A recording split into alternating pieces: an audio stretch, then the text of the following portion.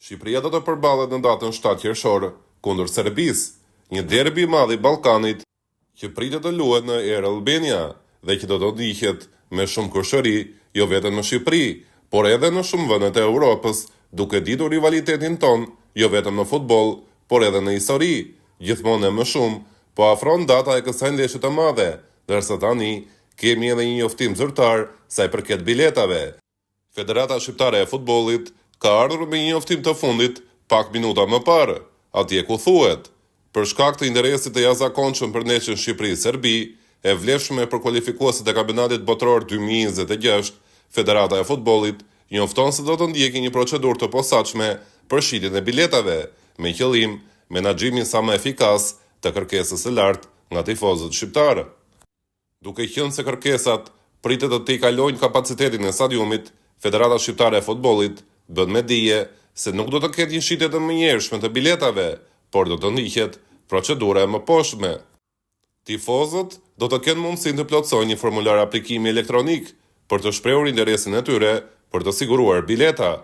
Ky formular do të publikohet nga ana e Federatës Shqiptare të Futbollit më 15 maj 2025. Çdo aplikant mund të kërkojë maksimumi deri në 4 bileta.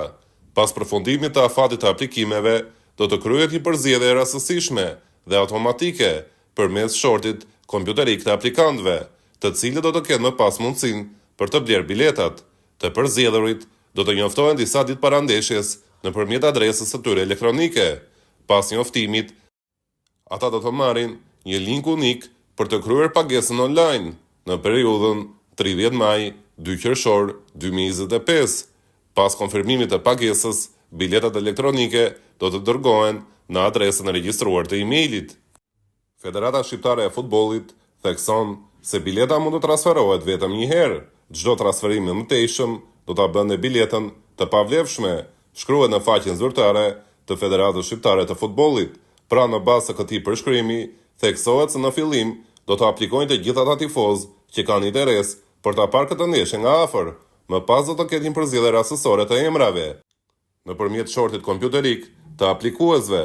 E thënë më ndryshe, në fillim mund të aplikojnë 300.000 tifozë shqiptarë, por në fund do të fitojnë bileta vetëm 20.000 tifozë, sa janë vendet në Air Albania. Ndërkohë, një rregull shumë i rëndësishëm është fakti se Federata Shqiptare e Futbollit do të dërgojë biletën elektronike te secili fitues dhe nëse ajo transferohet, bëhet e pavlefshme, duke shmangur kështu edhe tregun e zi. Pra këtë herë nuk do të ketë një rishitje të biletave në tregun e zi me shifra të tjera.